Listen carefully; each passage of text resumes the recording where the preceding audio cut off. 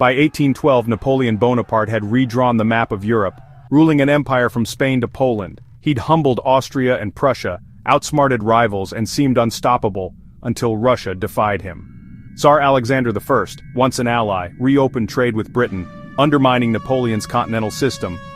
Napoleon saw this as a direct threat to his authority, and decided to invade Russia to force compliance.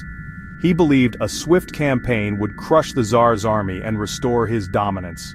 Confident in his past victories, Napoleon prepared for the largest military operation Europe had ever seen. He expected Russia to fold quickly, intimidated by the sheer scale of his forces, but in his ambition, he underestimated the vastness of Russia and the resolve of its people. The stage was set for a campaign that would test the limits of his power. The fate of his empire now hung in the balance. Napoleon assembled the Grande Armée, over 600,000 men from across Europe, for the invasion. This multinational force was a moving city, but its size created massive supply challenges. Napoleon's strategy relied on speed and living off the land, but Russia's vast distances and empty roads made this impossible. The army's diversity bred tension, and the logistics strained under the weight of so many men and horses.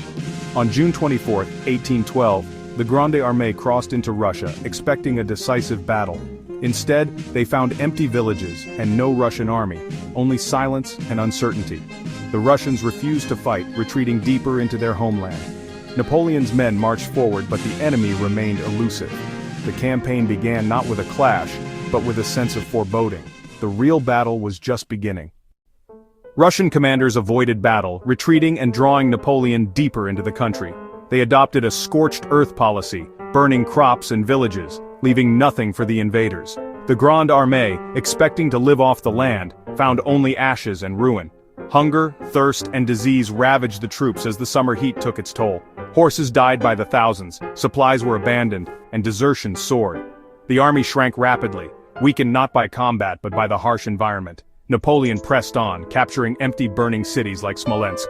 Each victory was hollow. No supplies, no surrender, just more devastation. Still, Napoleon believed that taking Moscow would force the Tsar to negotiate. He pushed his exhausted army toward the ancient capital, desperate for a decisive end.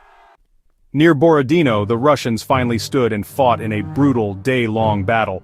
Both sides suffered staggering losses, tens of thousands dead and wounded. Napoleon claimed victory, but the Russian army withdrew, battered but unbroken. A week later, Napoleon entered Moscow expecting surrender. Instead, he found a deserted, burning city, set ablaze by its own people. Moscow offered no supplies, no peace, and no glory, just ruins. Napoleon waited in vain for the Tsar's response as winter approached. With no negotiations and his army dwindling, he realized he was trapped.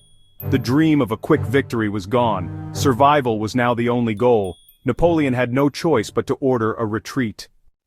The retreat from Moscow was a nightmare. Starvation, frostbite, and chaos claimed thousands daily. The Russian winter struck with brutal force. Men froze in their tracks, discipline collapsed, and the army disintegrated. Cossacks and partisans harassed the stragglers, turning the retreat into a massacre. The crossing of the Berezina River was catastrophic. Bridges collapsed, panic spread, and thousands perished. Of the 600,000 who invaded, fewer than 100,000 escaped Russia. Napoleon's myth of invincibility was shattered, his empire fatally weakened. News of the disaster emboldened his enemies across Europe. The Russian campaign marked the beginning of the end for Napoleon. His ambition had met the immovable force of Russian land and winter. The lesson was clear. Even the greatest empires can fall to hubris and the harsh realities of nature.